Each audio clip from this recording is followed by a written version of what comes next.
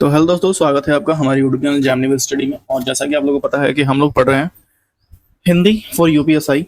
और आज हम लोग का होने वाला चैप्टर नंबर 15 होने वाला है, 25 नहीं 15 होने वाला है। और इसमें जो है हम पढ़ेंगे रस। क्या पढ़ेंगे आज हम लोग रस पढ़ेंगे। Just wait. ठीक है, तो रस आइए स्टार्ट करते हैं। रस हम लोग देखते हैं, इसको जूम कर लेते हैं। इसके बाद से आज जो क्लास है वो भी आज ही रिकॉर्ड होगा। नेक्स्ट 16 नंबर क्लास है वो भी रिकॉर्ड होगा आज ही। देखिए, कविता, कहानी अथवा नाटक आदि को पढ़ते या देखते समय जो हमारे हृदय में विकार, जो भाव उत्पन्न आते हैं, जिनकी अनुभूति को हिंदी साहित्य में रस के नाम से जाना जाता है। रस की परिभाषा आचार्यों ने अपने अपने अनुसार दी है। रस की निष्पत्ति के संदर्भ में भरत मुनि ने परिभाषा ज्यादा प्रचलित है। भरत मुनि ने रस का उल्लेख अपने प्रसिद्ध ग्रंथ नाटशास्त्र से प्रकाशित किया या नाटशास्त्र में प्रकार किया है, बताया हुआ है।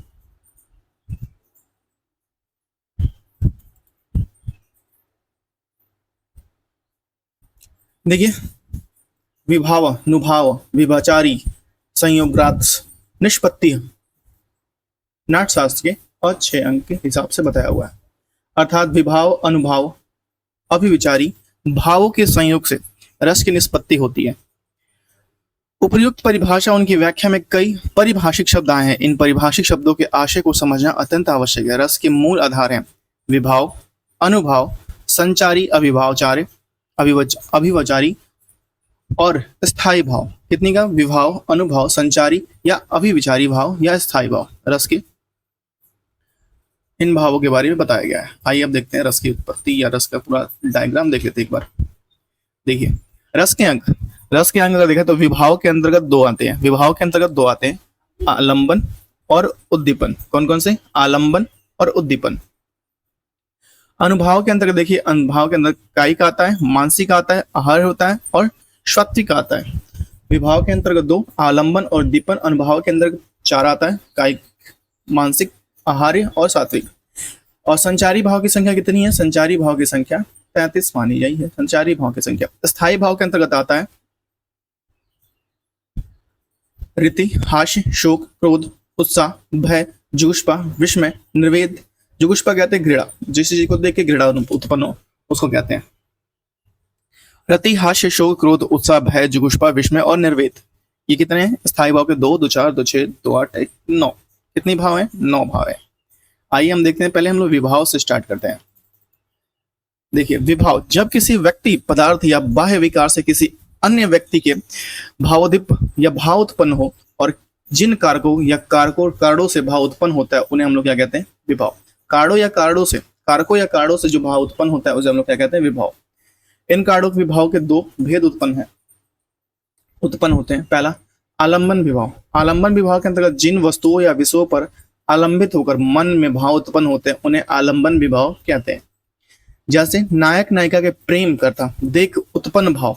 आलंबन विभाव के 2 भाग है। नायक नायिका को प्रेम करते देख उत्पन्न जो भाव आपके मन में उत्पन्न हो उसे हम लोग कहते हैं आलंबन विभाव। आशयालंबन, जिसके मन में भाव उत्पन्न हो उसे आशयालंबन कहते हैं। जैसे कि मेरे मन में किसी चीज को देख के भाव उत्पन्न है वो क्या है? आशयालंबन है। विषयालंबन, जिसके प्रति या जिसके कारण मन में भाव उत्पन्न हो उसे क्या है? विषयालंबन। जिसके प्रति मतलब कि मैं मान लो कि मेरी कोई प्रेमिका है, ठीक है, उसको देख के मेरे मन में जो प्रति या जो भाव, जो मेरे मन में जो भाव उत्पन्न होता है उसे है विषयालंबन।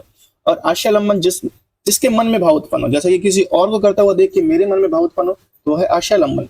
और अगर मेरी कोई प्रेमिका हो, मेरा कोई ऐसा हो जिसके प्रति देख के मेरे मन में कोई भाव उत्पन्न होता है उसे क्या कहते हैं? विषयालंबन विभाव कहते हैं। उद्दीपन विभाव स्थायी भाव को तीव्र करने के कारण उद्दीपन विभाव कहलाते हैं। स्थायी भाव को तीव्र करने वाले कारक को उद्दीपन विभाव कहते हैं। जैसे कि युद्ध के नगाड़े, अब मान लीजिए कि युद्ध होने जा रहा है, अगर नगाड़ा बनने लगा तर तर तर तर की भाई होने जा रहा है, तो आपके मन में जो उद्दीपन विभाव उत्पन्न होते हैं तत्कालिक, उसे क्या कहते हैं? उद्दीपन विभाव। गर्जा तर्जना, मान लीजिए कि आपके घर के अगल बगल झगड़ा हो रहा है बहुत ज्यादा और उसी समय आपके मन में जो विभाव उत्पन्न होते हैं, घबराहट उत्पन्न होती है, वो क्या? उद्दीपन विभाव के अंतर्गत आता है। तो आशालंबन समझ गए, आशालंबन किसी और को करता हुआ देख के। और विषयालंबन, अगर आपका कोई प्रेमी है या आपका कोई चाहने वाला है या आपका कोई बच्चा है जिसको देख के जो उत्पन्न होता है उसे कहते हैं विषयालंबन विभाव कहते हैं। हालांकि मुझे तो बस पढ़ना है, लेकिन चलो थोड़ा बहुत तो बोल देते हैं। अनुभव, अनुभव, अनु प्लस भाव, भावों का अनुसरण करने वाले को अनुभाव कहते हैं। आलंबन और उद्दीपन विभाव के कारण उत्पन्न मनोयोग भावों को बाहर व्यक्त करने वाली शारीरिक मानसिक चेष्टाएं अनुभाव कहलाती है। क्या कहलाती हैं? आलंबन व उद्दीपन विभावों के कारण उत्पन्न मनोगत भावों को बाहर व्यक्त करने वाली शारीरिक और मानसिक चेष्टाएं अनुभाव कहलाती हैं। अर्थात वह शारीरिक या मानसिक चेष्टा जिसके माध्यम से मन में उत्पन्न भाव बाहर प्रकट हो उसे अनुभाव कहते हैं। यहाँ बाहर प्रकट है, प्रकट हो, अनुभाव कहलाते हैं।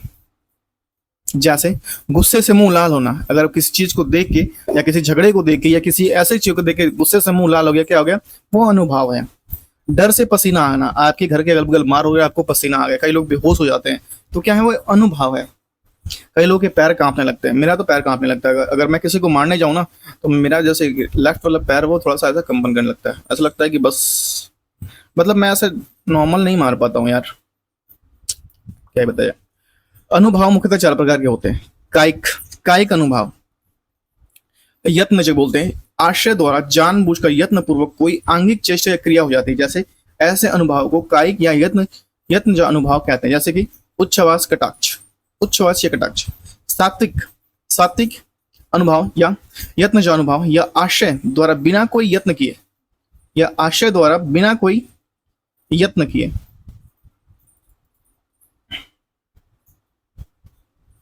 स्वाभाविक रूप से कोई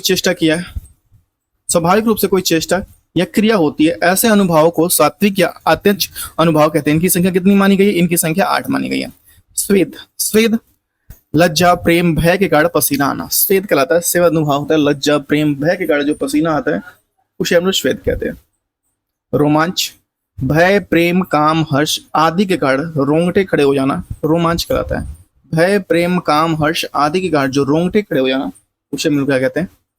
रोमांच कहते हैं। व्यवड़े के अंतर्गत भय काम लज्जा दुख आदि का चेहरे का रंग का फीका पड़ जाना व्यवड़े कहलाता है।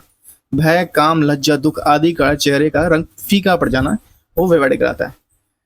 व्यप्थु या कंपन, अत्यधिक प्रसन्नता भय काम आदि के कारण शरीर में कंपन होना।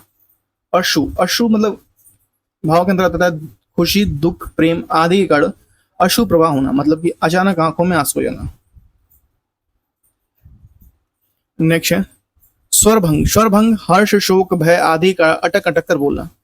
हर्ष शोक भय आदि का अटक कर बोलना क्या आता है? स्वरभंग कहते हैं। स्तंभ, भय लज्जा प्रेम आदि का शरीर का गतिहीन हो जाना। भय प्रेम लज्जा आदि का गतिहीन हो जाना, मतलब कि गतिहीन हो जाता है। जैसे कि आपका अगर नौकरी लगता है, अचानक से आपको कहीं पता लगे कि भाई आपका हो गया, तो आप स्तंभ रह जाते हैं। भाई इतने सालों 8-10 साल की मेहनत जो कितना भी मेहनत करे, अचानक से लगे कि ओ हो गया, तो आप एक ही जगह स्तंभ हो जाते हैं। वो क्या है? स्तंभ। प्रयत्न, अत्यंत दुख अत्यंत प्रेम इंद्रियों को ज्ञान शून्य हो जाना। अत्यंत दुख, बहुत ज्यादा दुख हो गया। भय प्रेम और इंद्रियों का ज्ञान शून्य हो जाना, मतलब कि आप कुछ समझ नहीं पाएंगे क्या करना है, वो क्या? प्रयत्न हो जाएगा। प्रलय हो गया, माफ कीजिएगा, प्रलय। अत्यंत दुख भय या प्रेम की इंद्रियों को ज्ञान शून्य हो जाना, संज्ञा शून्य हो जाना। मानसिक, आंतरिक प्रवृत्तियों से उत्पन्न प्रमोद आदि भाव को मानसिक अनुभाव कहते हैं। आंतरिक प्रवृत्तियों से उत्पन्न प्रमोद आदि भाव को मानसिक अनुभाव कहते हैं। आहार्य, बनावटी वेश रचना को आहार्य अनुभाव कहते हैं। आहार्य अनुभाव कहते हैं। संचारी या व्यभिचारी भाव, मन में संचरण करने वाले वे अल्पकालीन भाव जो स्थायी भाव के सहायक का रूप में आकर स्थायी भाव की पुष्टि करे गायब हो जाते हैं, संचारी भाव व्यक्त कहलाते हैं।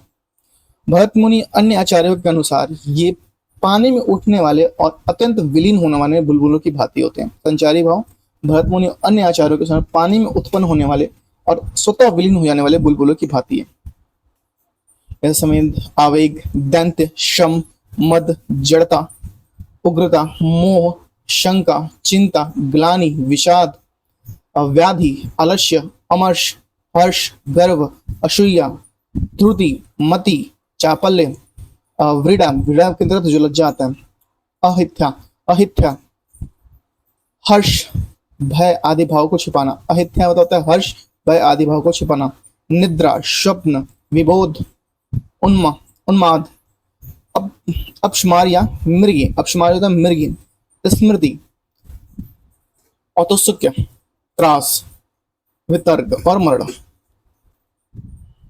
संवेद, आवेग, दैत्य, श्रम, मद, जड़ता, उग्रता, मोह, शंका, चिंता, ग्लानि, विषाद, व्याध, आलस्य, आमर्ष, हर्ष, गर्व, असूया, धृति, मति, चापल्य, विड़ा और अभिथा, अभिथा और निद्रा, स्वप्न, विबोध, उन्माद, अपस्मार और स्मृति, औत्सुक्य, त्रास, वितर्क और मरण।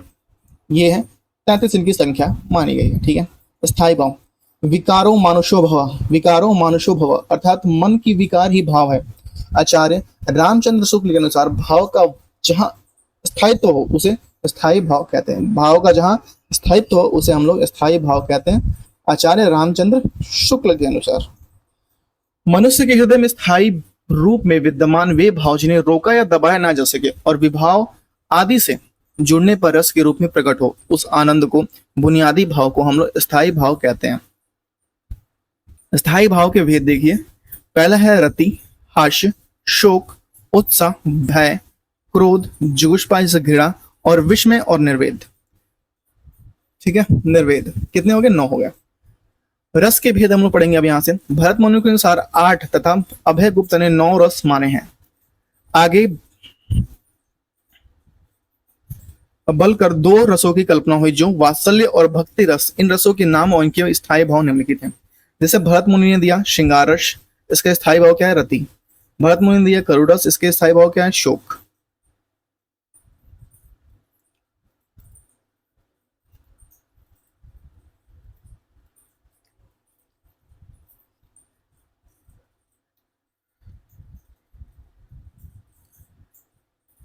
नेक्स्ट भरत मुनि ने दिया अद्भुत रस, इसके स्थायी भाव क्या है?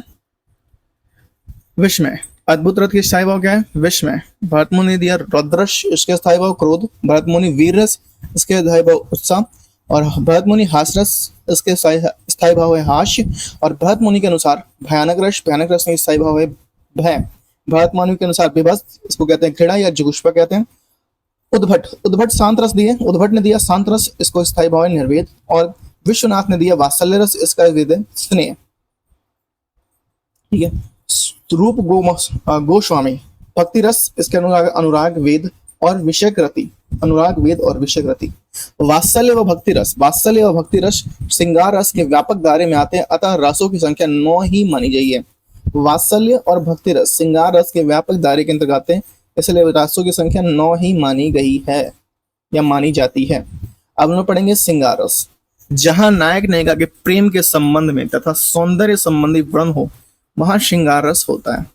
प्रेम में मिलना, बिछड़ना, हंसी, रूठना, मनाना आदि प्रकार से सम्मिलित होता है प्रेम में।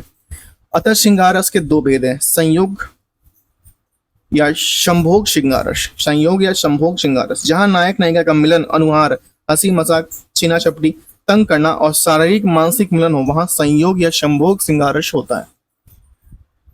पहचान, नायक नायिका का परस्पर मिलना, देखना या बातें करना संयोग श्रृंगार रस के 2 भेद होते हैं। नायक रब्द के अंतर्गत नायक प्रेम की शुरुआत करता है और नायिका रब्द, नायिका प्रेम की शुरुआत करती है। इसके अंतर्गत भी 2 है। नायक रब्द में नायक प्रेम की शुरुआत करता है और नायिका रब्द में नायिका प्रेम की शुरुआत करती है। पहली बार ये पढ़ा मैं। उदाहरण देखिए, संयोग रस के श्रृंगार के उदाहरण। तो पहला है देख रूपी लोचन, देख रूपी लोचन ललचाने, हर्ष से जनु निज निधि पहचाने। इसका मतलब है कि सीता जी की राम के आंखों में अनुपम सौंदर्य देखकर मोहित हो जाती है। राम की आंखों में अनुपम सौंदर्य देख के मोहित हो जाती हैं। उन्हें ऐसा लगता है कि मानो उन्हें सबसे बड़ी निधि, निधि मतलब होता है क्या?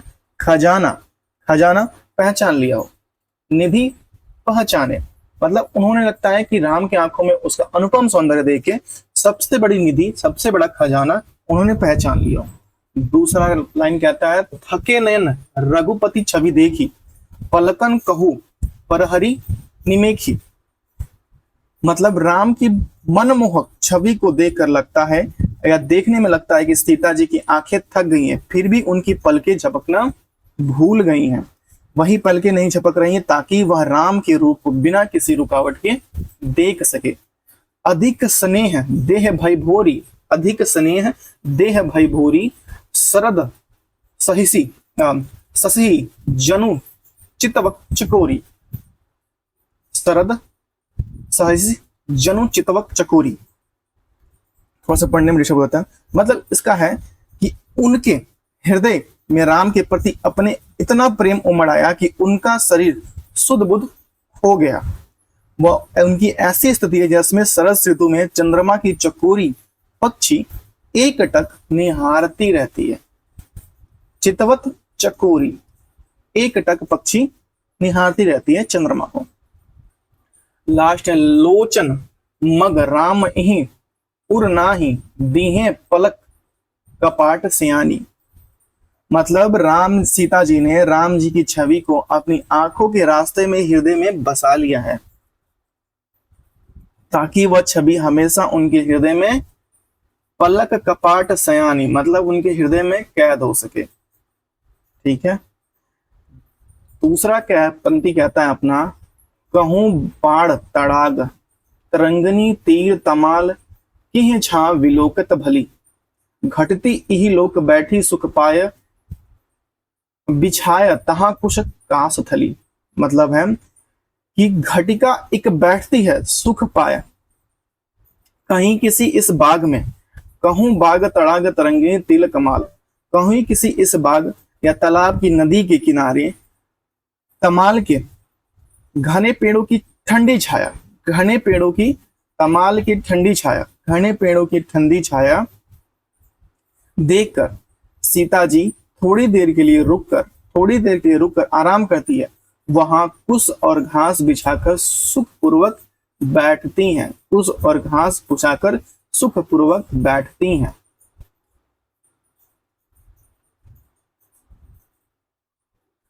नेक्स्ट है यहां मग नहीं पग, पग होगा पग।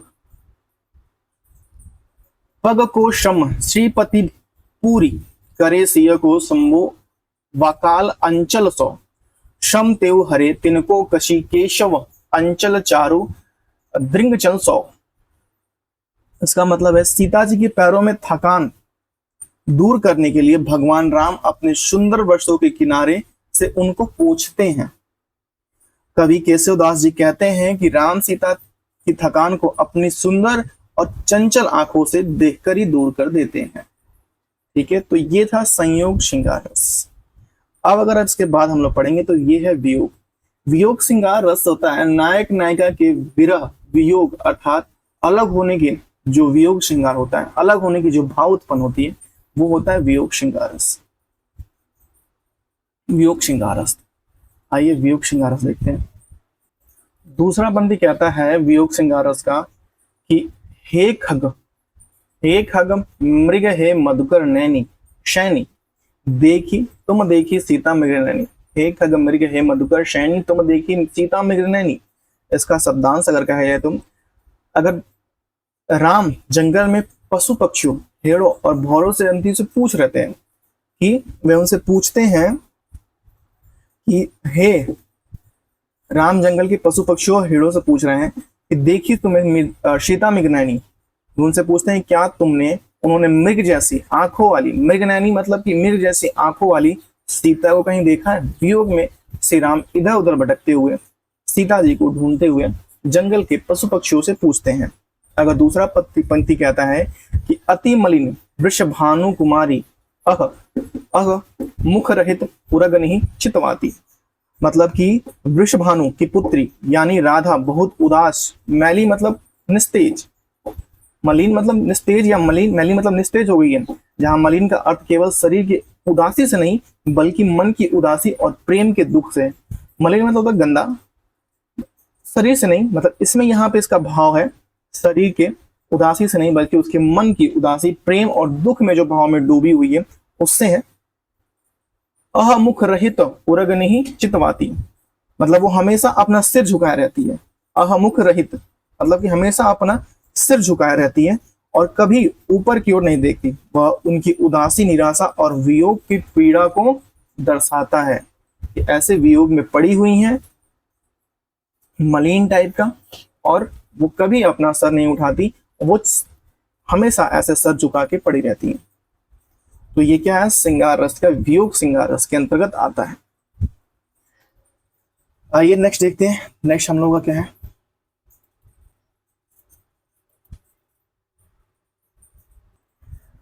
हास्यरस, जब किसी घटना को देखकर सुनने या समझने के बाद मानव हृदय में हंसी के भाव उत्पन्न हो जाए तो वह आता है हास्यरस के अंतर्गत आता है, हास्यरस के अंतर्गत आता है।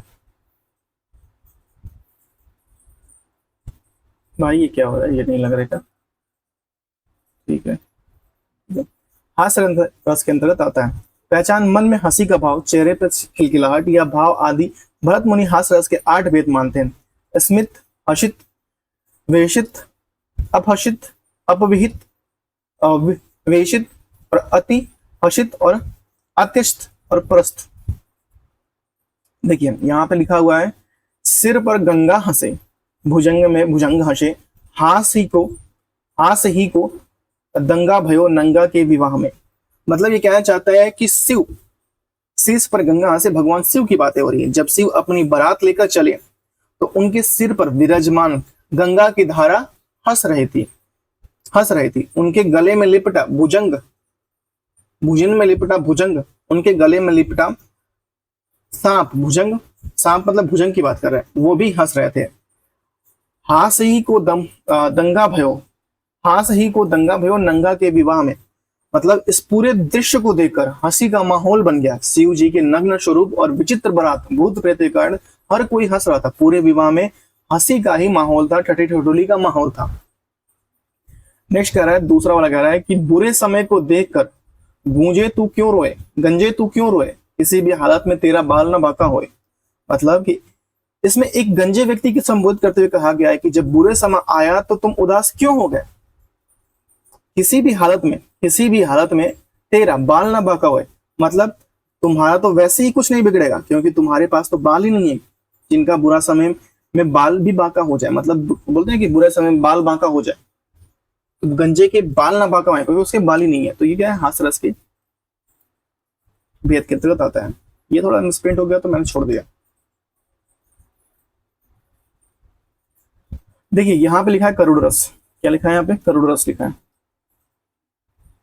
करुड़ रस लिखा है।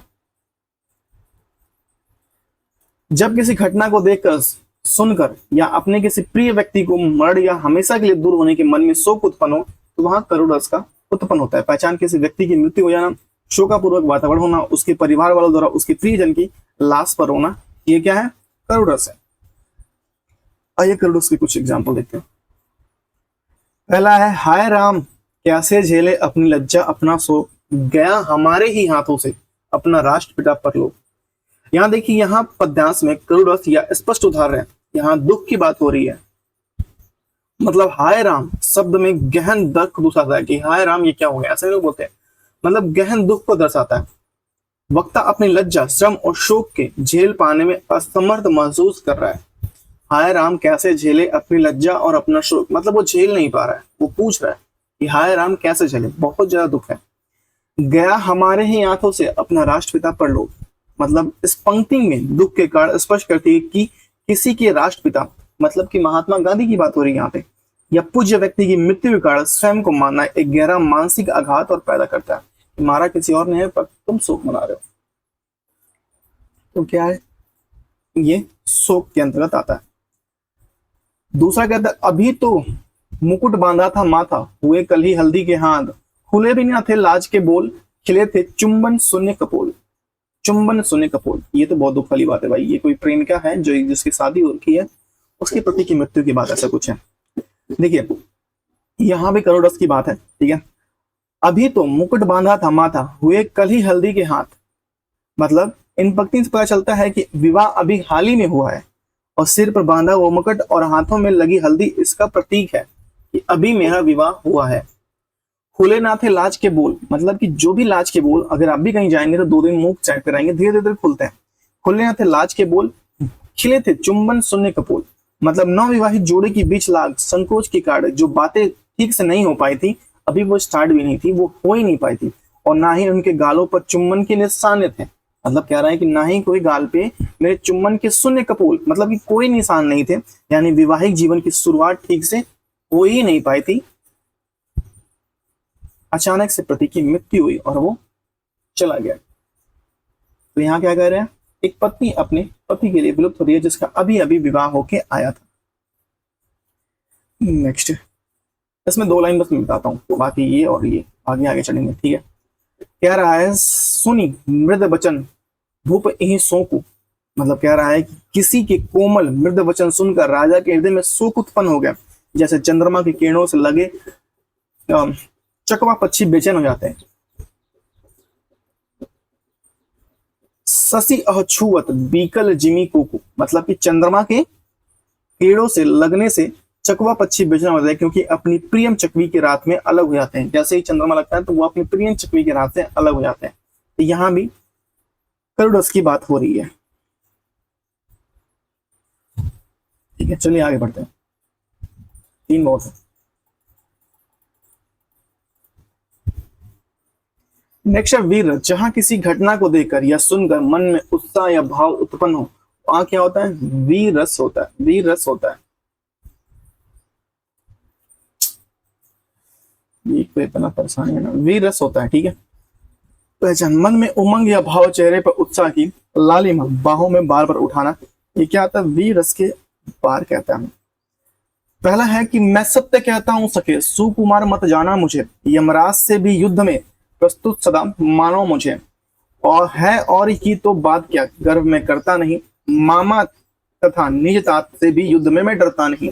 क्या रहा है कि सत्य कहता हूं मैं सखे, सुकुमार मत जाना मुझे, यमराज से भी युद्ध में प्रस्तुत सदा माना मुझे।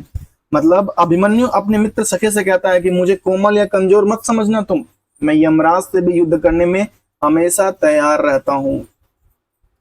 है और की तो बात क्या, मैं गर्व करता नहीं, मामा तथा निज तात से भी युद्ध में मैं डरता नहीं। वे आगे कहते हैं कि कोई घमंड की बात नहीं है, लेकिन मैं इतना पराक्रमी हूं कि मैं अपने मामा, मतलब मामा श्री कृष्ण की बात कर रहे हैं, और अपने पिता अर्जुन से, तात मतलब होता है पिता, अर्जुन से भी युद्ध में मैं डरता नहीं। अभिमन्यु कहते हैं ये बहुत अच्छा यार, सत्य मैं कहता हूं सके, सुकुमार मत जाना मुझे, यमराज से भी युद्ध में प्रस्तुत सदा माना मुझे, है और की तो बात क्या, गर्व में करता नहीं, मामा तथा निज तात से भी युद्ध में मैं डरता नहीं। अच्छा लगा मुझे। तो क्या है, ये वीर रस की बात हो रही है।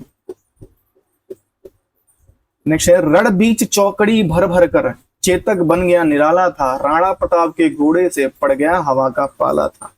मतलब कि रण बीच चौकड़ी भर भर के चेतक बन गया था। युद्ध के मैदान में चेतक जिस तरह से चौकड़ी भरता था, उसकी चाल सबसे अलग और अनोखी थी, उसकी गति की फुर्ती अतुलनीय थी। राणा प्रताप के घोड़े से पड़ गया। चेतक की गति एक तुलना हवा से की है। कवि कहते हैं कि चेतक इतना तेज दौड़ता है कि ऐसा लगता मानो हवा भी उसके रफ्तार से हार गई हो। तो क्या है, यहां भी वीर रस की बात की गई है, ठीक है। भयानक रस, भयानक रस जहां किसी को देखकर मन में भय या डर उत्पन्न हो, भयानक रस का संचरण होता है। पहचान, दिखा नहीं यहाँ पे थोड़ा क्या, भूत या किसी चीज को देख के मन में डर उत्पन्न होता है ना, वही भयानक रस समझ लो। किसी को आप कहीं अकेले जाते हो, कोई भूत या चीज देख के डर में उत्पन्न, सांप उरंग कुछ भी देख के डर में उत्पन्न होता है, उसे हम लोग कहते हैं भयानक। ऐसे रात को बिल्ली का बोलना, चमगादड़ का बोलना, और शैर का बोलना, शैर मतलब जैकॉल का बोलना, सब क्या होता है, भयानक रस के अंतर्गत आता है। तो आइए इसका देखते हैं हम लोग कुछ एग्जाम्पल। पता नहीं रिपीट हुआ कि नहीं, पता नहीं, रुक गया था शायद। भयानक रस देखिए, भयानक रस जहां किसी को देखकर मन में भय या डर का उत्पन्न हो, भयानक रस का संचरण होता है। पहचान, भूत, बिल्ली, सियार, चूहे, या रात को किसी कीड़े उड़े का बोलना, जो मन में आप अकेले कहीं जा रहे हो रास्ते पे और ये सब चीजें आवाज आ रही है सियार वार की, मन में जो डर उत्पन्न होता है वही है भयानक रस। आइए इसके उदाहरण देखते हैं भयानक रस। पहला है रुरुआ चंदहू दिशी रथ, दर्द सुन के नर नारी। रुरुआ का यहाँ अर्थ है किसी हिंसक जानवर, रुरुआ का अर्थ है जहां पे किसी हिंसक जानवर, बाघ या शेर की दहाड़ सुनकर, मान लीजिए हिंसक जानवर यही तो है। चहु दिशी रता मतलब रता मतलब कि इसका भयानक दहाड़ सुनकर चारों दिशाओं में, चहु दिशी मतलब चारों दिशाओं में, रता मतलब गूंज जाता है। डर तो सुन के नर नारी, इस खौफनाक आवाज को सुन के सभी नर नारी, पक्षी, जानवर, जो छोटे छोटे जो जानवर हैं, सभी नर नारी डर जाते हैं, डर के कांप रहे होते हैं, ठीक है। तो ये क्या है, भयानक है। नेक्स्ट है कह रहा है एक और अजगर ही लखी, एक और मिगराए, विकट बटो ही बीच ही, और यो मुरझाए खाए। मतलब है कि एक यात्री बटोही, बटोही मतलब होता है यात्री, रास्ते में जा रहा था, वहीं देखा कि एक तरफ विशाल अजरक है, अजगर है, और दूसरी तरफ शेर, मृगराय मतलब होता है शेर, विकट बटो ही बीच में, पारे मुरझाए खाए। दोनों ओर से मौत आता देख वह आती इतना घबराया और बेचैन जाता है, बेचैन हो जाता है कि वहीं वह मूर्छित होकर गिर जाता है। तो क्या है ये भयानक, एक ओर से अजरक, अजगर, और दूसरी ओर से क्या है, मृगराय मतलब शेर। नेक्स्ट कह रहा है कि बालधि विशाल विकराल ज्वाला जाल मानो लंग लिलिबे को लाख माफ कीजिएगा, लल लिलिबे को काल रसना पसारी है। एक बार फिर से इसको रिपीट करते हैं। बालधि विशाल विकराल ज्वाला जाल मानो लंक लिलिबे को काल रसना पसारी है। इसका मतलब है कि हनुमान जी की पूंछ, बालधि मतलब होता है, बालधि मतलब पूंछ, हनुमान जी की पूंछ बहुत विशाल विकराल जिसमें ज्वाला निकल रही है, ऐसा लग रहा है मानो लंका को निगलने के लिए काल ने स्वयं स्वयं रसना, रसना मतलब होता है जीभ, पसारी है मतलब काल ने स्वयं अपनी जीभ पसारी है लंका को निकलने के लिए। कंधो व्योम भिगी का भरे हैं भूरी धूम केतु, वीर रस वीर तारवारी सी उधारी है। मतलब कैसा लगता है कि आसमान में अनेक धूम केतु, कंधो व्योम भिगीर का मतलब धूम केतु, अनशुभ तारे, अनेक धूम केतु भर गए हैं जहां फिर वीर रस ने अपना तलवार निकाल लिया हो। वीर रस, वीर रस वीर तलवार सी उधारी, वीर रस ने अपनी तलवार निकाल लिया हो। तो इसमें क्या है, ये सब है भयानक रस की बातें। थोड़ा सा यहाँ डिस्टर्ब हो गया, दिमाग में कुछ कभी कभी और चलता रहता है तो दिमाग में प्रॉपर निकल नहीं पाती चीजें। अद्भुत रस देखिए, जहां किसी घटना को देखकर मन में आश्चर्य या विषम का भाव उत्पन्न हो, वहां क्या होता है, अद्भुत रस होता है। पहचान, मन में भौचक्केपन का भाव आना, चेहरे पर चटपटाहट आना या पैदा होना, उसे क्या कहते हैं, अद्भुत रस की भाव कहते हैं, अद्भुत रस का भाव कहते हैं। तो इसमें है एक अचंबा देख रे भाई, ठाढ़ा सिंह चरावे गाय। मतलब कह रहा है कि कबीर कहते हैं कि भाई मैंने एक बहुत बड़ा आश्चर्य मतलब अचंबा देखा, मैंने देखा कि एक खड़ा हुआ शेर गाय को चरा रहा है। पहले पूत पीछे भई माई, चेला के गुरु लौंगे पाई। मतलब आगे वे कहते हैं कि देखा कि पहले बेटा पैदा हुआ, बाद में उसकी माँ, और शिष्य अपने गुरु के स्पर्श करने के बजाय गुरु अपने शिष्य के पैर छू रहा है। ये क्या है भैया, सब उल्टा हो रहा है। ये क्या है, अद्भुत रस है, अद्भुत रस है। ठीक है, आइए चलते हैं नेक्स्ट।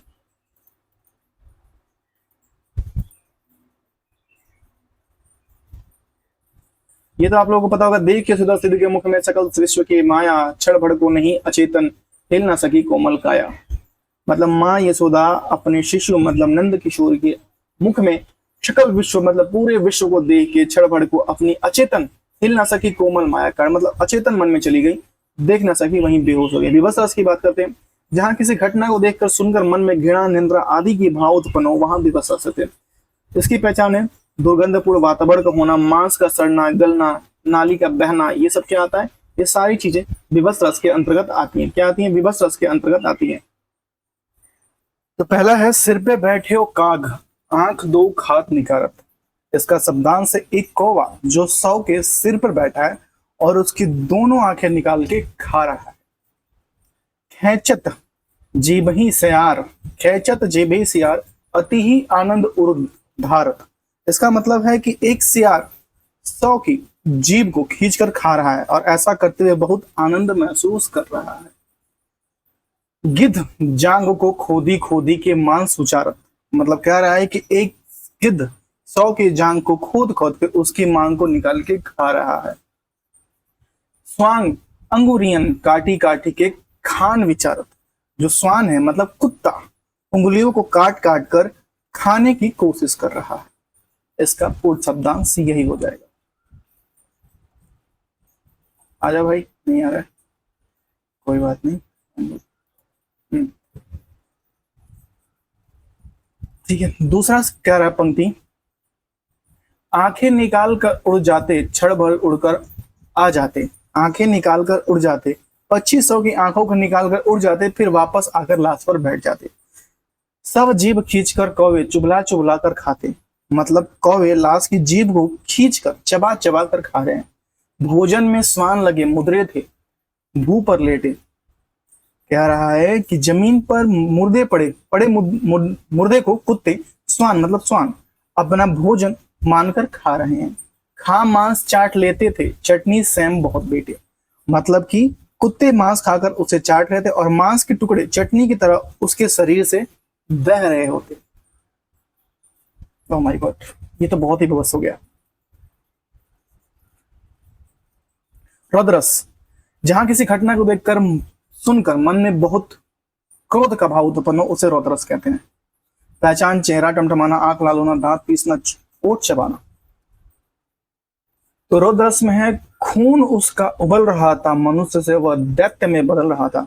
मतलब ये पंक्ति किसी व्यक्ति के अत्यंत क्रोध होने का प्रतीक है। जब कोई गुस्से में होता है तो कहा जाता है कि खून खौल रहा है। मनुष्य से वह दैत्य मतलब अत्यधिक क्रोध के कारण उस व्यक्ति का व्यवहार हिंसक अमानवीय हो रहा है, मानो वह मनुष्य एक क्रूर राक्षस में बदल रहा है। ये तो मेरे पे लागू होता है। नेक्स्ट है दूसरा पद्यांश, कहता है कि उस काल मारे क्रोध के तन कांपने लगा, मानो हवा से जोर से सोता हुआ सागर जागा। मतलब उस काल मारे क्रोध के तन कांपने, क्रोध से अधिकता के कारण उसके शरीर कांपने लगा, मानो हवा से जोर से सोता हुआ सागर। क्रोध के कारण उत्पन्न हुई कंपन ऐसी थी जैसे किसी शांत सागर में तेज हवा को झंझोर कर लहरें उठाने लगी हूं। रौद्रस। तीसरा पद्यांश कर रहा है, सुनत लखन के बचन कठोर, परसु सुधरी धरेउ घर घोर। इसका मतलब है कि लक्ष्मण के कड़वे वचन सुनकर परशुराम ने अपने भयानक फरसे को हाथ में लेकर उसे ठीक किया। अब जानी देर 200 मोहि लोगु, कूट बाधी बालक बदचोक। मतलब कह रहा है कि परशुराम कहते हैं कि अब कोई मुझे दोष ना दे, क्योंकि यह कड़वा बोलने वाला बच्चा, मतलब लक्ष्मण की बात करें, वध करने योग्य है। नेक्स्ट है शांत रस, जहां किसी घटना को देखकर मन में निर्वेद, वैराग्य, तटस्थता तथा भाव उत्पन्न हो, वहां शांत रस रहते हैं। पहचान, मन में पूर्व स्थिति का बने रहना या स्थिरता, शांत रस रहता है, शांत रस रहता है। आइए देखते हैं शांत रस का।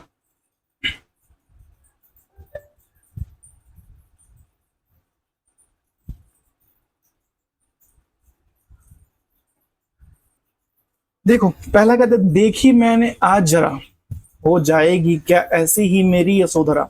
हाय मिलेगा मिट्टी में वह वड़ सुवड़ खरा, सुख जावेगा मेरा उपवन है जो आज हरा। सुख जावेगा मेरा उपवन जो है आज खरा। देखिए यशोधरा कहती है कि आज मैंने वृद्धावस्था, मतलब जरा मतलब होता है वृद्धावस्था देखी है, क्या यह मेरी यशोधरा भी कभी ऐसी हो जाएगी, यानी बूढ़ी और कमजोर। कह रहा है हाय मिलेगी मिट्टी में वह वड़ सुवड़ खरा, मतलब अपने पति के सोने जैसे सुंदर रंग और रूप में के बारे में सोच कहते हैं कि यह शरीर एक दिन मिट्टी में मिल जाएगा। सूख जावेगा मेरे उपवन जो है आज हरा, मतलब ये जवानी और सुंदरता तुलना के हरे भरे उपवन से करती है और दुख प्रकट करती है कि उपवन भी एक दिन सूख जाएगा। ये क्या हो जाएगा, ये शांत रस के उदाहरण है। क्या है, शांत रस के उदाहरण। नेक्स्ट कहता है दूसरा पद्यांश कहता है, जब मैं था तब हरी नहीं, अब हरी है मैं नहीं, यह अंधियारा मिट गया जब दीपक देखा माही। कह रहा है कि कबीर कहते हैं कि जब मेरे अंदर मैं यानी अहंकार था तब मुझे ईश्वर हरि का अनुभव नहीं होता, लेकिन जब मैं अहंकार को त्याग दिया तब मुझे ईश्वर का बोध हुआ और मैं समाप्त हो गया। अब मैं नहीं, मतलब अब मैं समाप्त हुआ जब ईश्वर का मुझे बोध हुआ। सब अंधियारा मिट गया जब दीपक देखा माही, जब मैंने अपने भीतर मन में अपने ज्ञान अपने दीपक को जलाया तो सारा अंधियारा, सारा अज्ञानता, सारी मूर्खता दूर हो गई। ठीक है, हम देखेंगे वात्सल्य रस, जहां किसी घटना को देखकर मन में बाल्य बचपन का प्रेम भावना या प्रकट हो, उसे हम लोग वात्सल्य रस कहते हैं। पहचान वात्सल्य रस की, मां पुत्र के बीच उत्पन्न भाव, बालक क्रीड़ा देखकर उसकी अवस्था के जाने का अभाव, वात्सल्य रस। सूरदास जी को वात्सल्य रस का सम्राट माना जाता है। उदाहरण, किलकत कान्हा घुटरुमणि आवत, मणिमय कंद कनक नंद के आंगन, कनक नंद के आंगन। एक बार कह रहा है, गिलकत कान्हा घुटरू मानी आवत, मणिमय कनन नंद के आंगन। मतलब ये कह रहा है कि बाल कृष्ण खिलखिलाते हुए घुटनों के बल आवत मतलब चले आ रहे हैं। मणिमय कनक नंद के आंगन मतलब कि नंद बाबा के आंगन मड़ियों और सोनों से भरा हुआ है, बना हुआ है। बिंब पकड़िए बे धावत, सूरदास कहते हैं कि बिंब पकड़िए बे धावत मतलब होता है कि कृष्ण जब घुटनों के बल चलते हैं तो उस चमत्कार आंगन के प्रतिबिंब भी दिखाई देते हैं जो वह अपने ही प्रतिबिंब को पकड़ने के लिए दौड़ते हैं। दूसरा पद्यांश कहता है कि यशोदा हरि पालने झुलावे, हल रावे दुलरावे जो सोई कुछ गावे।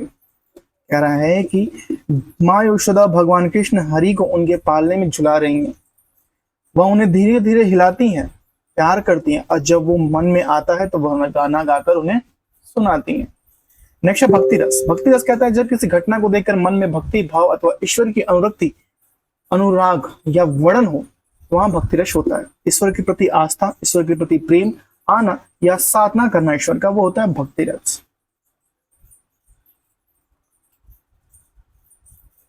तो ये था भक्ति रस का मेरे तो गिरधर गोपाला दूसरा न कोई, जाके सिर है मोर पंख मेरे तो पति सोई। भक्ति रस का ये है। अंशुमन जल सिंची सिंची प्रेम बेली बोई, मीरा की लगन लागी होनी सो होई। ये है भक्ति रस के। तो हम लोग चलते हैं क्वेश्चन पे। आपको जहां तक है मैंने बता दिया होगा कि कैसे क्या है। अब हम चलते हैं अपने क्वेश्चन पे। क्वेश्चन देखते हैं हम लोग, इसके जितने भी क्वेश्चन हैं वो हम लोग क्लियर करते हैं। और ये जो क्वेश्चंस हैं ये हाल ही के एग्जाम में आए हुए सारे क्वेश्चन हैं, ठीक है।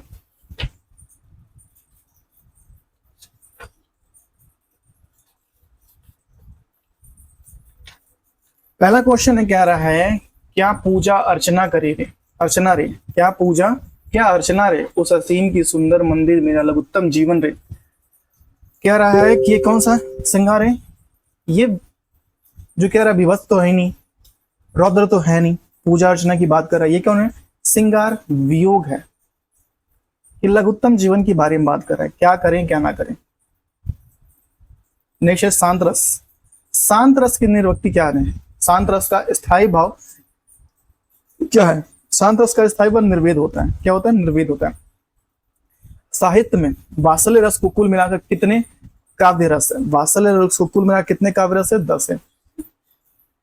एक और अजगर रही लखी और मृगा, ये कौन सा है, ये विभत्स रस है, भयानक रस, ठीक है। कौन सा है, भयानक रस की ये बात कर रहा है कि एक और अजगर एक और शेर, बीच में भाई पायो मुझे, मतलब एक व्यक्ति है उसके एक और अजगर है एक और शेर है और बीच में वो है तो मुछा के गिर गया है। वीर रस का स्थायी भाव क्या है, वीर रस का स्थायी भाव आपका उत्साह हो जाएगा। श्रृंगार रस का स्थायी भाव, श्रृंगार रस का स्थायी भाव क्या हो जाएगा, श्रृंगार रस का स्थायी भाव क्या हो जाएगा, प्रेम हो जाएगा। कबीर की उलट बांसियों में कौन सा रस प्रमुख है, कबीर की उलट बांसियों में कौन सा रस प्रमुख है, कौन सा रस प्रमुख, अद्भुत रस प्रमुख है। क्रोध रस का स्थायी भाव क्या है, क्रोध रस का स्थायी भाव क्या होगा, क्रोध रस का स्थायी भाव आपका हो जाएगा रौद्र, क्रोध रस का रौद्र। अद्भुत रस का स्थायी भाव, अद्भुत रस का स्थायी भाव हो जाएगा विस्मय, अद्भुत रस का स्थायी भाव विस्मय। चमक उठी सन 57 की वो तलवार पुरानी थी, कौन सा रस है,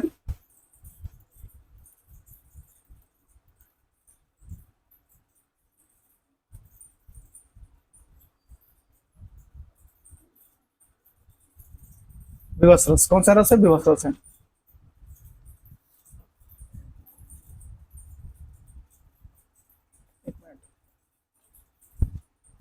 कभी कभी लगता ही नहीं, ठीक है।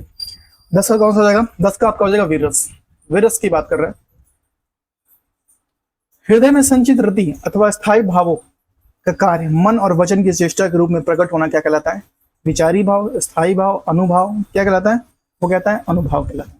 राम को रूप निहारित जानकी कन के नग की परछाई, पंक्ति में कौन सा अवसर, कितनी बड़ी बात कही है भैया, मतलब कि छोटे छोटे बातों में बड़ी बड़ी बातें कही जाएगी। ये क्या है, श्रृंगार रस है। करुण रस का स्थायी भाव क्या है, करुण रस का स्थायी भाव क्या आएगा, करुण रस का शोक हो जाएगा। जब लो नसानी अब ना नसे हूं, पंक्ति में कौन सा रस है? अब लो नसानी अब ना नसे हूं, कौन सा है इसमें? जो है शांत रस है।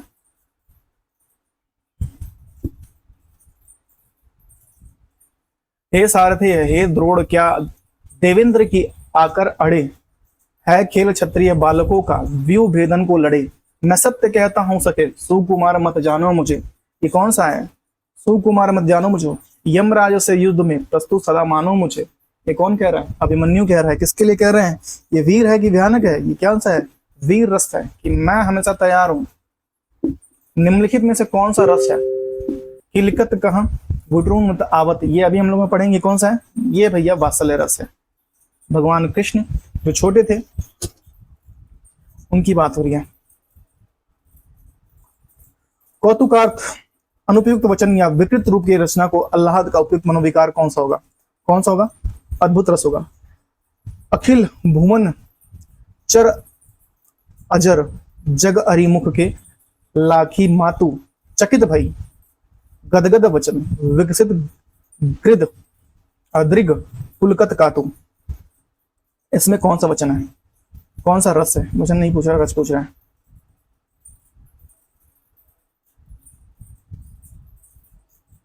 कह रहा है अखिल भुवन चर अचर जग हरिमुख में लाखी मातु चकित भाई गदगद वचन विकसित दृग पुल कातु। आगे देखते हैं क्या इसमें अद्भुत रस है। मतलब देख के चकित हो गई है भैया। क्या है? अद्भुत रस है। इनमें से विवत रस का क्या कहते हैं? जो गुस्पा होगा विवत रस का। वात्सल्य रस का सम्राट किस कवि को माना जाता है? वात्सल्य रस का सम्राट किस कवि को माना जाता है? और वो कौन से भाई कवि हैं? वो सूरदास जी हैं। इनमें से कौन सा रस है? मेरो मन अनंत कहां सुख पावे, जैसे उड़ी जहाज को पुंछी पुनी जहाज पे आवे। क्या कह रहे हैं? ये भक्ति रस है। या देख गगन मुझे लय है, मुझ में लय है, या देख पवन मुझ में लय है, मुझ में विलीन झंकार सकल, मुझ में लय है संसार सकल, अमृत फूलता है मुझ में, संसार झूलता है मुझ में। ये कौन सा है? ये है अद्भुत रस है। कौन सा? अद्भुत रस है। यह देख गगन मुझ में लय है, यह देख पवन मुझ में लय है, यह विलीन झंकार सकल मुझ में लय है, संसार सकल, अमृत फूलता है मुझ में, संसार झूलता है मुझ में। ये कौन है? अद्भुत रस है। वियोग के अंतर्गत कितनी काम दशाएं मानी जाती है? वियोग के अंतर्गत कितनी काम दशाएं मानी जाती है? और कितनी मानी जाती है? 10। इनमें से वीर रस के कवि कौन है? वीर रस के कवि कौन है? वीर रस के कवि है रामधारी सिंह दिनकर। इनमें से संचारी भावों की संख्या कितनी है? 33 होती है। संचारी भावों की संख्या कितनी होती है? 33। वीर रस में इनमें से कौन से गुण की प्रधानता होती है? कौन से गुण की प्रधानता होती है? ओज।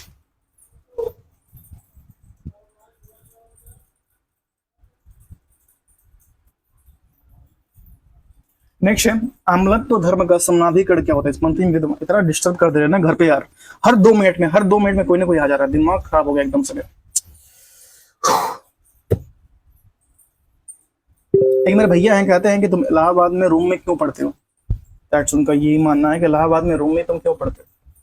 भाई घर पे तो यही प्रॉब्लम होती है ना। घर पे 1 मिनट ये लाओ वो लाओ, ये करो वो करो, ऐसे करो वैसे करो, जो आए उसे डील करो, कौन आ रहा है कौन जा रहा है, हर कुछ। बाहर कोई रहता है तो एकदम फ्रेश माइंड से रहता है। या तो तुम बाहर से कोई मतलब ही ना रखो 1% का भी, कि किससे क्या मतलब है, कोई नहीं, तो तुम ठीक रहोगे। ठीक है, कोई भी सामाजिक कार्य कोई भी ना हो, तुम्हारे पास कोई काम ना हो, कोई खेत नहीं बोया जा रहा हो, कोई काम ना हो, तब तुम ठीक हो। तुम अपना घर पे भी पढ़ाई स्टडी कर सकते हो। लेकिन अगर थोड़ा सा भी डिस्टर्बेंस होता है कि भाई अगर एक बार बंदा उठ गया है तो उसका कम से कम 1.5 से 2 घंटे खत्म हो रहे हैं। एक तो गांव में वैसे ही पढ़ने का मन नहीं करता, एक नेटवर्क की प्रॉब्लम है सबसे बड़ी, ऊपर से पढ़ने का मन नहीं करता। अगर बंदा बैठा भी है तो उसमें 4 लोग 10 बार आएंगे कि भाई ये जाओ, इनके पास जाओ, इनके पास जाओ, इनके पास जाओ, इनके पास जाओ। हद होती है। 4 बार उठ चुका यार, मतलब 48 मिनट को क्लास हुआ है और इसमें 4 से 5 बार मैं उठ चुका। और इन लोग को समझ में नहीं आता, माइंडसेट थिंकिंग नहीं है। छोटी छोटी चीजों के लिए बुला लेते हैं, छोटी छोटी चीजों के लिए बुला लेते हैं कि भाई जाओ भाई जाओ भाई जाओ भाई जाओ।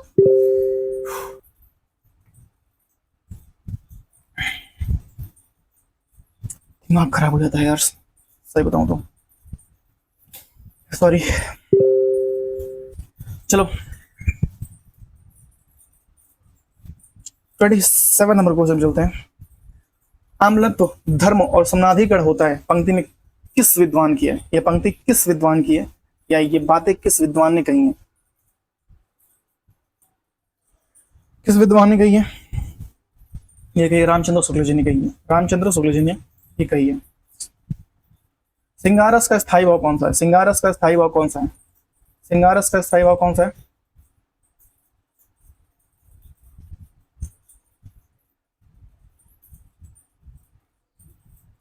नृत्य।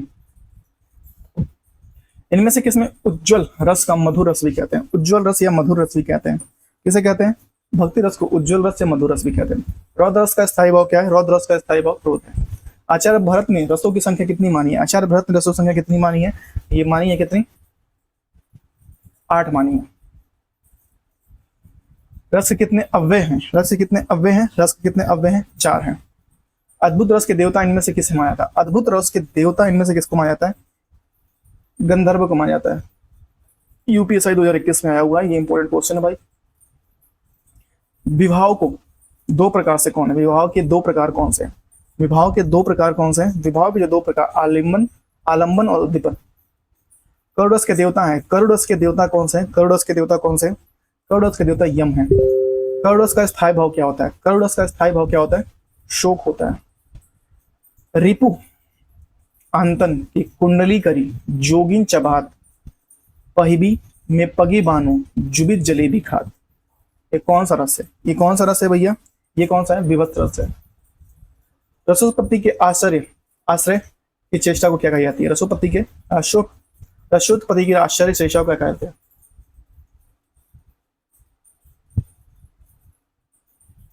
क्या कहते हैं? अनुभव कहते हैं। क्या कहते हैं? अनुभव कहते हैं। स्थायी भाव की उत्पत्ति कारण को क्या कहते हैं? स्थायी भाव के उत्पत्ति कारण क्या कहते हैं? स्थायी भाव के उत्पत्ति कारण क्या कहते हैं? वो कहते हैं विभाव। आलंबन तथा उद्दीपन के द्वारा आश्रय के हृदय में स्थायी भाव जागृत या उद्दीपित होने पर आश्रय में जो चेष्टाएं होती है उसे कौन सी संज्ञा दी जाती है? उसे संज्ञा देती है अनुभव। अद्भुत रस के स्थायी भाव क्या कहते हैं? अद्भुत रस के स्थायी भाव क्या कहते हैं? विस्मय। हास्य रस का स्थायी भाव क्या होता है? हास्य रस का स्थायी भाव क्या होता है? हास्य। भयानक रस का स्थायी भाव क्या होता है? भयानक रस का स्थायी भाव क्या होता है? आपका भय। स्थायी भाव के उद्बोधन के कारण को क्या कहते हैं? क्या कहते हैं? उसको कहते हैं विभाव। माधुर्य गुण किस रस के प्रयुक्त होता है? माधुर्य गुण किस रस में प्रयुक्त होता है? वो है श्रृंगार। शांत रस का स्थायी भाव क्या होता है? शांत रस का स्थायी भाव क्या होता है? निर्वेद। निम्नलिखित में से उद्दीप का कार्य कौन करता है? कौन करता है? प्रेम पात्र की मधुरवाणी। आश्रय के चित्त में उत्पन्न होने वाले अस्थिर मनोविकारों की कौन सी आज्ञा दी जाती है? कौन सी आज्ञा दी जाती है? संचारी भाव। रौद्र रस का स्थायी भाव क्या होता है? रौद्र रस का स्थायी भाव क्या होता है? रौद्र रस का स्थायी भाव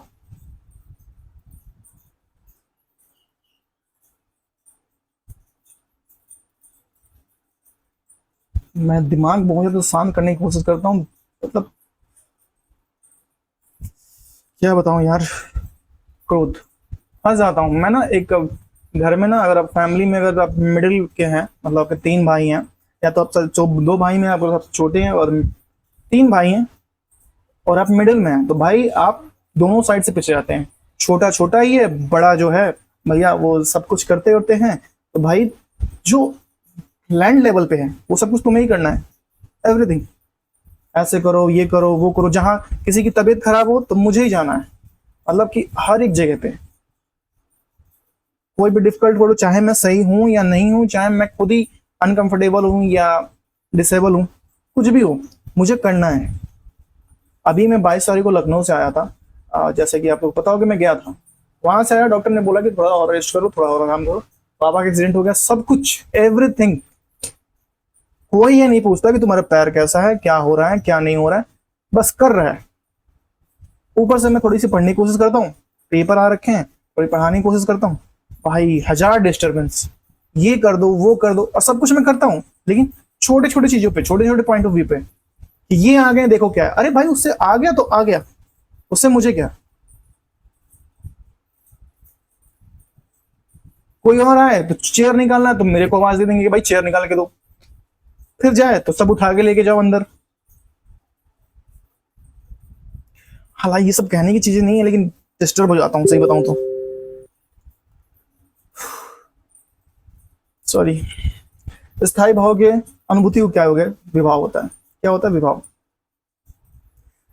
जिन पंक्तियों में नायक नायिका का मिलन होता है वो रस की दृष्टि से कौन सा, श्रृंगार होता है। नायक नायिका का मिलन हो रहा है तो क्या हो रहा है भैया, संयोग हो रहा है, वियोग हो रहा है, हास्य हो रहा है, कौन सा हो रहा है, ऑप्शन नंबर बी हो रहा है, संयोग हो रहा है। जो व्यक्ति वस्तु या परिस्थिति स्थायी भाव को उद्दीपित या जागृत करती है उन्हें कौन सी संज्ञा दी जाती है, उन्हें कौन सी संज्ञा दी जाती है, उन्हें जाती है विभाव।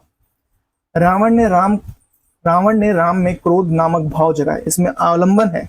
रावण ने राम में क्रोध नामक भाव जगाए, इसमें अवलंबन कौन सा है, रावण। आचार्य भरत ने काव्य दोषों की संख्या कितनी बताई है, आचार्य भरत ने काव्य दोषों की संख्या कितनी बताई है, 10। श्री कृष्ण के सुन वचन अर्जुन क्रोध से जलने लगे, सब शोक अपना भूल कर करतल युगल मलने लगे।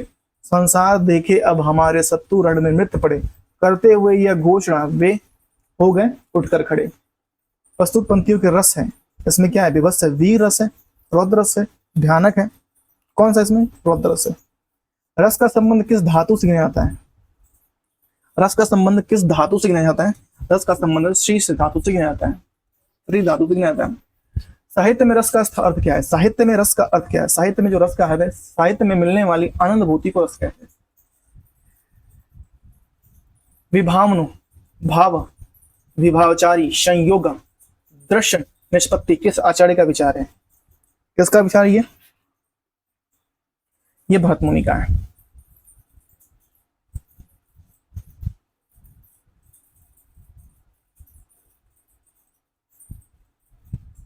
रीतिस हास्य शोक क्रोध तथा भय, सिंगार हास्य करुण रौद्र भयानक रस के हैं। क्या है भैया ये सब, भयानक रस के स्थायी भाव है, भयानक रस के स्थायी भाव है। रीति हास्य शोक क्रोध तथा भय क्रमशः श्रृंगार, हास्य का हास्य, शोक का करुण, क्रोध का रज और भय का भयानक, ये सब स्थायी भाव है। शब्दों में शरीर, रस, आत्मा कथा इनमें से किसका है, किसका है, ये है राजशेखर का। शास्त्रकारों ने रसराज की उपाधि किस रस को प्रदान की, रसराज की उपाधि किसको, श्रृंगार रस को। हिंदी किस आचार्य ने छल नामक संचारी भाव को प्रचारित किया, छल नामक संचारी भाव को प्रचारित किया, देव। जो विषय वस्तु या परिस्थिति या स्थायी भावों को उद्दीपित करे अर्थात तेजी प्रदान करे उसे हम लोग क्या कहते हैं, उसे हम लोग कहते हैं उद्दीपनीय विभाव। निम्न से कौन सा सात्विक अनुभाव नहीं है, सात्विक अनुभाव कौन सा नहीं है, विषाद। निम्न से कौन सा सम्मिलित नहीं है, निम्नलिखित में से कौन सा सम्मिलित नहीं है, शांत रस निर्वेद, अद्भुत रस विस्मय और रौद्र रस क्रोध, भयानक रस जोशपा, भयानक रस जोशपा बताइए 65 का, ये सम्मिलित नहीं है। अमर्ष क्या है, अमर्ष क्या है, अमर्ष क्या है, एक संचारी भाव है। मैं सत्य कहता हूं सके सुकुमार मत जानो मुझे, यमराज से भी युद्ध में प्रस्तुत सदा जानो मुझे। इन पंक्तियों में कौन सा है, इन पंक्तियों में वीर है, अभिमन्यु कहते हैं। निंकु कहीं बेनिन, बेननी का अनेक कहीं नन्नी सो, रही सही सो कहीं दोनों, चिह किन्हीं सो। इन पंक्ति में कौन सा है, इन पंक्ति में कौन सा रस है, इस जो पंक्ति में है ये वियोग श्रृंगार रस है। उत्साह स्थायी भाव के किसकी निष्पत्ति होती है, उत्साह के स्थायी भाव किस रस की निष्पत्ति होती है, और इस रस की निष्पत्ति होती है वीर रस की निष्पत्ति होती है। स्थायी भाव की कुल संख्या कितनी है, स्थायी भाव की कुल संख्या कितनी है, 9 है। स्थायी भाव की कुल संख्या कितनी है, 9 है।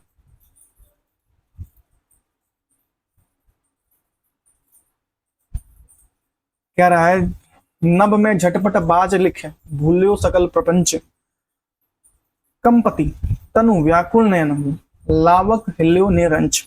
इनमें कौन सा भाव है, इसमें है विभत्स रस भाव है, विभत्स रस का भाव है। अभी तो मुकुट बांधा था माथा, हुए कल ही थे हल्दी के हाथा, खुले भी ना थे लाज के बोल, खिले थे चुंबन शून्य कपूल, हाय रुक गया यही संसार, बना सिंदूर अनल अगार, वातहत लतिका व सुकुमार, पड़ी है छिन्नाधार, मैं निहित रस है। अभी तो मुकुट बांधा था माथा, हुए कल ही थे हल्दी के हाथ, खुले भी ना थे लाज के बोल, खिले थे चुम्बन शून्य कपोल, हाय रुक गया यही संसार, बिना सिंदूर अनल अंगार, वाहत लतिका व सुकुमार, पड़ी है छिन्नाधार। इसमें से कौन सा है भाई, इसमें से कौन सा है, वियोग श्रृंगार है, करुण है, बताइए कौन सा है, इसमें सीधे करुण है, वियोग श्रृंगार नहीं है। विषम्य स्थायी भाव रस की किस रस में होता है, किस रस में होता है? ये होता है अद्भुत रस है। गुरु गोविंद तो एक है, दूजा का आकार। आपा मेवे सॉरी आपा मेटी जीवित मरे तो पावे करतार। उपयुक्त दोहे में किस रस का प्रयोग हुआ है? किस रस का उपयोग है? शांत रस का। किलक अरे मैं नेह निराहन निहारूं, इन दांतों पर मोती वारूं। इसमें कौन सा भाई? इसमें देखिए, इसमें वात्सल्य रस है। अति मलिन विषभानु कुमारी, अधोमुख रहित उधर नहीं। चितवत ज्यो गतहारे कथित जुआरी, छूटे चिहुर बदन कुल कुमली हिलाने ज्योनि लिन हिमकर मारी। इन पंक्तियों में कौन सा रस है? थोड़ा सा मैं पहली बार पढ़ रहा हूं। विलप सिंगारस, विप्लम्ब सिंगारस। औंधो मोही ब्रज बृसत नाही, हंस सुता की सुंदर कगरी, द्रुमन की छाही। इनमें कौन सा रस है? इसमें कौन सा रस है? सिंगार रस है। हिंदी साहित्य में नौवां रस कौन सा है? हिंदी साहित्य में नौवां रस जो है शांत रस है। हिंदी साहित्य में नौवां रस कौन सा है? शांत रस है।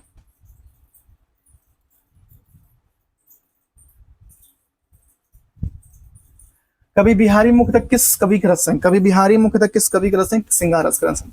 रसोपति के आशय की चेष्टा क्या कहती है? रसोपति की आशय की रसोत्पत्ति के आशय की चेष्टा क्या कहती है? क्या कहती है? वो अनुभव कहती है। हाहाकार हुआ कंदमय कठिन ब्रज होते थे। प्रयुक्त पंक्ति में रस है। हाहाकार हुआ कंदमय कठिन ब्रज होते थे चूर। इसमें कौन सा है? इसमें भयानक है। वियोग श्रृंगार की स्थिति नहीं है, वियोग श्रृंगार रस की स्थिति नहीं है। और यह है प्रवास स्वराग मान मिलन नहीं है। करुड़े क्यों रोती है उत्तर मैं और अधिक तू रोई। करुड़े क्यों रोती है उत्तर मैं और अधिक तू रोई। मैं मेरी विभूति है जो, उसकी भवभूति क्यों कहे कोई। इसमें कौन सा है? इसमें करुड़ है। वीर तुम बढ़े चलो, धीर तुम बढ़े चलो, सामने पहाड़ हो सिंह की दहाड़ हो। इसमें वीर रस का स्थायी भाव क्या है? उत्साह है। वीर रस का स्थायी भाव हास्य है, हास्य तो नहीं है। उत्साह है, भक्ति है। इसमें कौन सा है? उत्साह है। भरत मुनि के रस सूत्र में निम्नलिखित में से किसका उल्लेख नहीं है? किसका उल्लेख नहीं है? शांत रस का। सूरदास के पदों में कौन सा रस नहीं पाया था? सूरदास के पदों में कौन सा रस नहीं पाया था? भयानक रस नहीं पाया था। फाड़ी नखग शव अतडिन रुधिर मावाद निकारी लेप। ये सब इसमें क्या दिख रहा है? इसमें जुगुष्पा दिख रहा है, सीधा सा दिख रहा है जुगुष्पा ऐसा।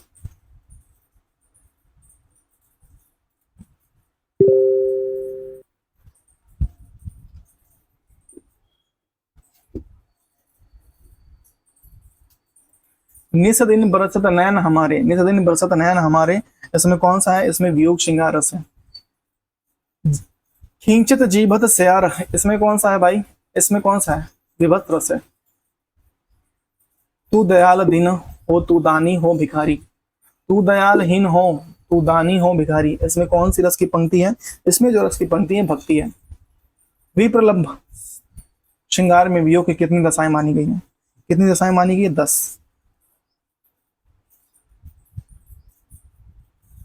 सुनत ही लखन कुटिल भौ भय भाई भोए। कौन सा है ये? ये वीर है। सीता जी के नैन रामचंद्र के चकोर भय। इसमें कौन सा है? ये श्रृंगार है। कौन सा है? श्रृंगार है। आचार्य भरत ने किस रस को नाट्य प्रयोग में स्वीकार नहीं किया? किस विवश को नहीं किया? इसने किया शांत रस को नहीं किया। भाव शांति, भाव संधि, भाव सुबलता संबंध मानो भाव के किस भेद से है? ये किस भेद से है? संचारी भाव से। वैपथु कौन सा अनुभव है? वैपथु कौन सा अनुभव है? सात्विक है। तपस्वी क्यों इतने हो कलांत, वेदांत वेदना का यह कैसा वेग, आ तुम कितने अधिक हताश बताओ ये कैसा उठा उद्वेग। ये कौन सा है? कौन सा रस इसमें निहित है? इसमें कौन सा रस निहित है भैया? ये शांत रस का निहित है। इसमें शांत रस निहित है। शीश पर गंगा हंसे। ये कौन सा है? गंगा हंसे। ये कौन सा है भाई? ये हास्य रस है। शंकर जी की विवाह की बात की गई है। शंकर जी की विवाह की बात की गई है।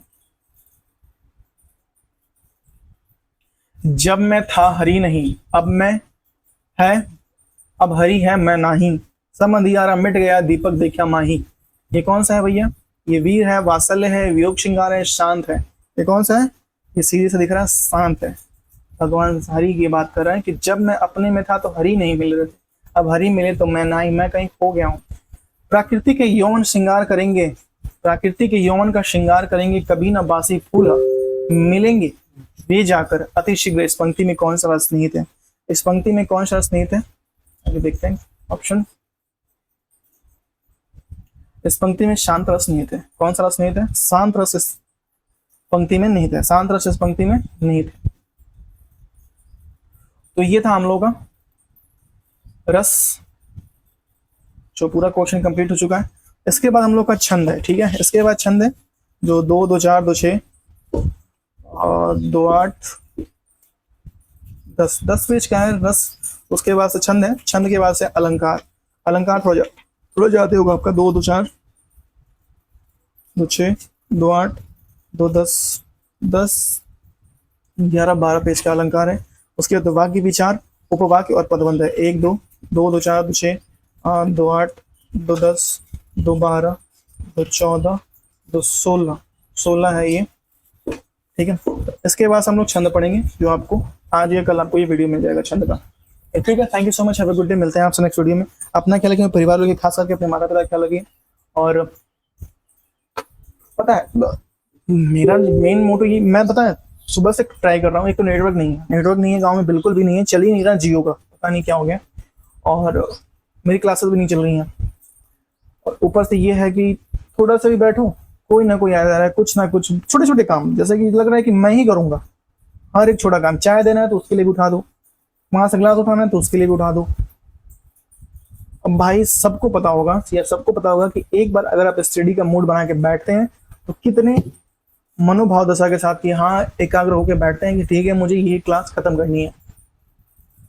अब उसमें कोई उठा दे, कोई कुछ कह दे, बार बार कोई बोले कि नहीं ये कर दो, वो कर दो, ये ऐसा कर दो, वैसा कर दो, तो उसके अपने पास खुद ही ढेर सारा काम है। डेली ऐसा किसी दिन वक्त नहीं जा रहा है, या ऐसा कोई दिन नहीं जा रहा है जिस दिन मेरे पास मैं खाली रहूं, मतलब कि डेली कुछ ना कुछ लगा ही रहता। चलो अभी मैं जा रहा हूँ, थोड़ा खेत में देखना है, गन्ने के खेत में पानी चल रहा है, वो देख के आऊंगा। अब सोचूंगी यार क्या ही बंदा है, कभी यहाँ कभी वहां गन्ने के खेत में पानी चला रहा है, क्लास में ले रहा है, सब कुछ करना पड़ता है भाई। ये RWA कुछ महत्वपूर्ण प्रतियोगी पुस्तकें हैं, चाहे तो आप JD का है, सबके लिए जाके आप परचेज कर सकते हैं, ठीक है। Thank you so much, have a good day, bye bye.